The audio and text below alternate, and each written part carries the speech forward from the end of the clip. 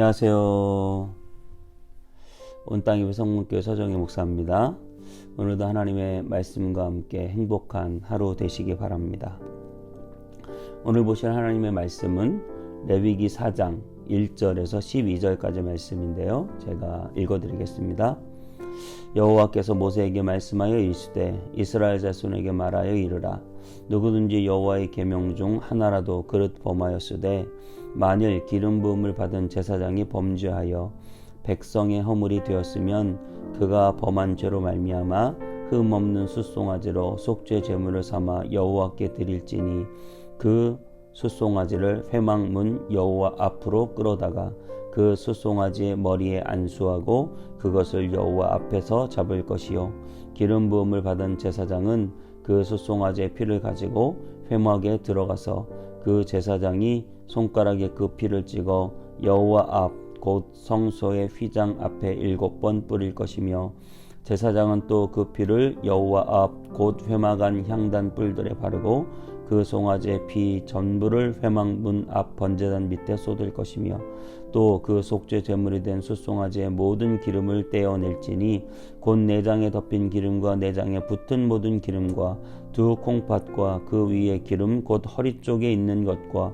간에 덮인 꺼풀을 콩팥과 함께 떼어내되 화목제 제물의 소에게서 떼어냄같이 할 것이요 제사장은 그것을 번제단 위에서 불사를 것이며 그 숫송아지의 가죽과 그 모든 고기와 그것의 머리와 정광이와 내장과 똥 곧 그 송아지의 전체를 진영 바깥에 버리는 곳인 정결한 곳으로 가져다가 불로 나무 위에서 사르되 고체에 버리는 곳에서 불사를 지니라. 아멘.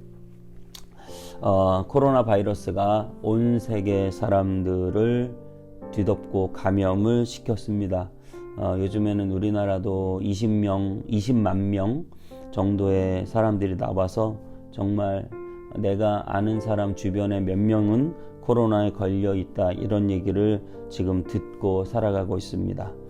이런 코로나 바이러스가 세계에 수억 명의 사람들을 감염시켰지만 아마 중국의 어느 한 마을 한 사람에게서 시작되었을 것입니다. 그리고 그것이 자기 주변 친구들에게 그리고 그 도시 사람들에게 그리고 외국으로 전 세계로 뻗어나가서 그렇게 감염을 시켜서 지금 그 코로나 때문에 온 세계 사람들이 굉장한 위협과 공포 속에 살아가고 있습니다. 하지만 여러분 기억하십시오. 이 코로나 바이러스보다 더한 전염력을 가진 것, 더 큰 파괴력을 가진 것, 그것은 바로 죄입니다. 죄라는 바이러스는 아담과 하와로부터 시작하여 온 인류를 전염시켰고 단순히 한 시대를 풍미한 것이 아니라 지구 전 역사를 거쳐서 이 땅에 태어난 모든 사람들에게 전염되었고 모든 인류를 완전히 멸망시켰습니다. 이전에 모든 인류가 그 죄 때문에 죽었습니다. 앞으로 태어날 모든 사람들이 그 죄로 인하여 죽을 것입니다. 여러분, 우리는 이 죄의 무서운 힘, 전염력, 파괴력을 알고 있어야 합니다. 로마서 5장 12절은 이렇게 말하고 있습니다. 그러므로 한 사람으로 말미암아 죄가 세상에 들어오고 죄로 말미암아 사망이 들어왔나니 이와 같이 모든 사람이 죄를 지었으므로 사망이 모든 사람에게 이르렀느니라. 죄는 무섭습니다. 무섭게 사람들 사이에 전염시키고 그리고 그 사람들을 다 죽음으로 몰아가고 있습니다.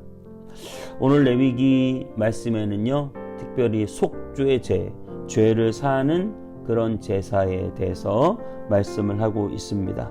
이 속죄제에 대해서 13절에 이렇게 말을 하고 있습니다. 우리가 12절까지 읽었는데요. 13절에는 만일 이스라엘 온 회중이 여호와의 계명 중 하나라도 부지 중에 범죄하여 허물이 있거나 스스로 깨닫지 못하다가 14절 그 범한 죄를 깨달으면 회중은 숫송아지를 속죄제로 드릴지니 그것을 회막 앞으로 끌어다가 그렇습니다. 부지 중에 자기가 알지도 못하는 그런 죄를 나중에라도 깨닫게 된다면 그것에 대한 제사를 꼭 드려야 된다는 것이죠. 그만큼 내가 별 생각 없이 했던 행동, 그런 생각까지도 모두 다 죄로 여기고 그것에 대하여 속죄제를 드리라고 말하고 있습니다. 우리가 성경에 보면 어떤 부정한 사체를 만져도, 아니면 죽은 어떤 동물을 만져도 역시 속죄제를 드리라. 그런 작은 접촉 자체도 아예 금하고 있는 그러한 말씀을 보고 있습니다. 여러분, 악은 그 모양이라도, 그 접촉하는 것 자체, 그곳에 함께 있는 것 자체라도 여러분 버리시기 바랍니다. 죄의 장소, 어떤 죄의 사람, 어떤 죄의 상황, 그 안에 내가 있는 것 자체라도 여러분 버리시고 그곳에서 빠져나오시기 바랍니다.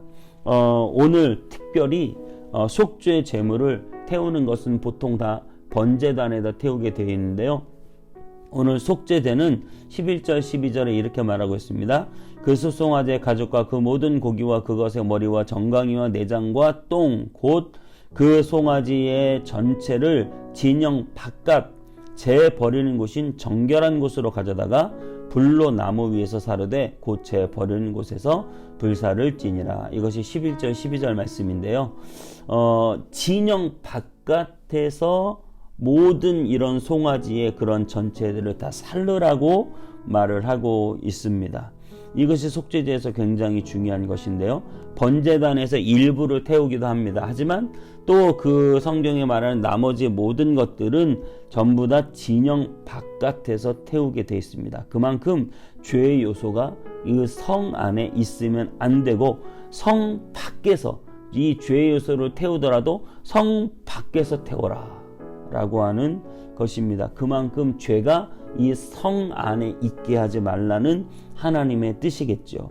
정말 여러분, 죄에 대하여 하나님은 극도로, 요즘 말로 극혐 하시는 그런 하나님의 모습을 볼 수 있습니다.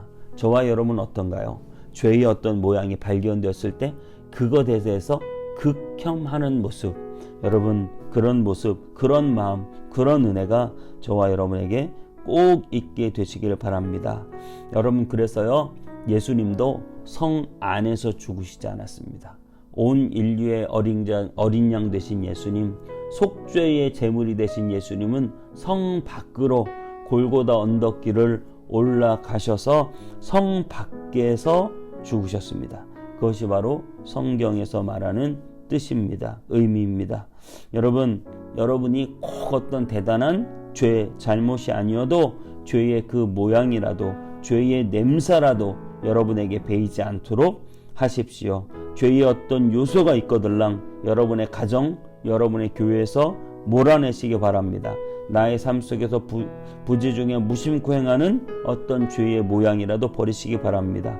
지금 교회가 힘든 시간들을 보내고 있습니다. 누구 때문에 이런 일이 생겼다, 누구 때문에 저런 일이 생겼다, 논리적으로 따져봅니다. 그래서 그 원인을 찾으려고 합니다.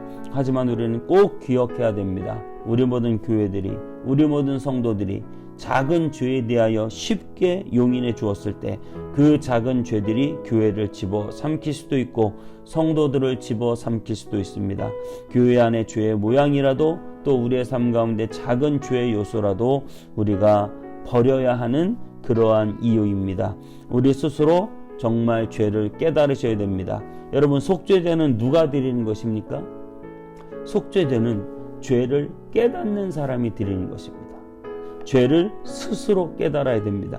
그래서 이것이 잘못이구나. 어떤 절기에 와서 드리는 제사와 이 속죄제는 다릅니다. 그 사람이 자기의 죄를 깨달았을 때 그 죄를 가지고 하나님께 나와서 속죄의 제물을 드릴 수 있습니다. 여러분, 죄는 가장 중요한 것이 그건 것 같아요. 죄는 죄가 죄인 줄 깨닫는 것입니다. 여러분, 마음 깊이 그 죄에 대한 깨달음이 있게 되시기를 축복합니다. 죄의 깨달음이 있어야 우리가 하나님께 온전한 회개를 할 수 있습니다. 죄가 정말 죄인지도 모르고 그냥 넘어가는 일들이 우리에게 너무나 많은지 모릅니다. 정말 하나님 앞에 죄를 깨닫고 그 죄를 돌이키는 회개 기도를 저와 여러분들이 다 하게 되시기를 축복합니다. 여러분, 우리가 그렇게 죄인 되었기 때문에 이 땅의 교회에 또 우리의 신앙에 문제가 생기는 것입니다. 우리의 죄를 철저히 깨닫고 하나님 앞에 정말 온전히 회개할 수 있게 되기를 바랍니다. 여러분, 천주교 불교는 믿는 사람, 안 믿는 사람 나뉘지만 기독교는 믿는 사람, 싫어하는 사람으로 나뉜다고 합니다. 도저히 전도를 할 수 없는 그런 어려운 형국이 되어버렸습니다. 왜 그렇게 이 교회가 욕을 먹게 되었을까요? 여러 가지 요인을 찾지만 우리는 내 속의 죄를 발견하셔야 됩니다. 쉽게 죄를 용인하는 태도를 발견하셔야 됩니다. 쉽게 거짓말하고 쉽게 막말하고 쉽게 간음하고 쉽게 여러 가지로 죄를 지었던, 정말 세상에서 전혀 빛과 소금의 역할을 하지 못했던, 세상 사람들이 보기에 전혀 기독교인으로서의 매력을, 정말 영적으로의 그 거룩함의 매력을 느끼지 못하는 것 때문에 여러분 전도가 되지 않는다는 사실을 기억하시기 바랍니다. 여러분, 우리 죄 때문에 교회가 부흥하지 못하는 것입니다. 하나님, 정말 제가 더 잘 살겠습니다. 정말 제가 더 거룩하기를 원합니다. 죄를 짓지 않고 죄의 자리에서 돌아서기를 원합니다. 죄의 모양이라도 버리기 원합니다. 우리는 그렇게 정말 하나님께 기도할 수 있어야 합니다. 속죄를 드릴 수 있는 이유, 그것은 죄를 깨닫는 것입니다. 우리는 작은 죄를 지어놓고 그것이 죄가 아닌 줄 알고 수많은 자기 합리화 속에 살아가기도 합니다. 죄를 감추어 두고 그것이 죄인 줄도 모르고 이것쯤이야 괜찮겠지 하고 살아가는 작은 것들의 죄가 얼마나 많이 있습니까? 여러분, 죄의 모양이라도 작은 것, 그것이 뭐 어떤 거짓말, 그것이 어떤 작은 것들이라도 여러분 그 죄를 다 끄집어내야 하나님께 온전히 회개하기를 바랍니다.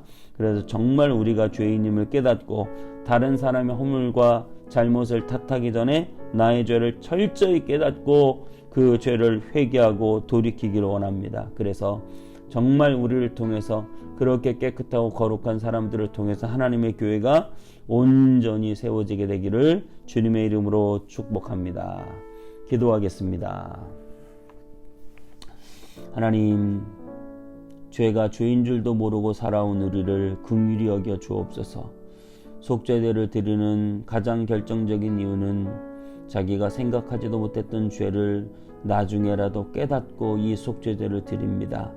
하나님, 정말 하나님 앞에 우리 하나님은 죄의 모양이라도 싫어하시고 그 죄를 뒤집어 씌운 그 송아지를 성전 안에서 태우는 것이 아니라 성전 밖에 가지고 나가서 태우라고 할 정도로 하나님은 죄에 대하여 혐오하는 마음을 가지고 계십니다. 하나님, 우리가 작은 죄를 어떻게 그렇게 쉽게 용납합니까? 우리가 작은 거짓말이나 작은 어떠한 생각들이라도 내 머릿속에 있는 건, 내 마음에 품었던 것이라도 하나님 어떻게 그렇게 쉽게 용납합니까? 우리 예수님은 정말로 누구를 미워하면 살이 나는 것이다, 어떤 사람을 보고 음란한 생각만 해도 이미 가늠한 것이라고 말씀하셨는데 우리는 어떻게 그렇게 쉽게 그 모든 생각과 미워하는 마음들을 용납합니까? 하나님, 철저히 회개하고 돌이키게 하여 주옵소서. 작은 죄의 요소라도 하나님이여 버리게 하여 주시옵시고, 하나님 앞에 정말 세상이 교회를 욕한다고 하나님 불평하기 전에 정말 내 스스로 내 죄를 깨닫고 주님께 온전히 돌이킬 수 있도록 하나님 용서해 주옵소서. 회개하며 살아가는 하루가 되게 하여 주시옵소서. 작은 죄라도 죄의 모양이라도 버리게 하여 주시옵소서. 철저히 죄를 깨닫는 은혜를 허락하여 주시옵소서. 감사드리고 예수님의 이름으로 기도하옵나이다. 아멘.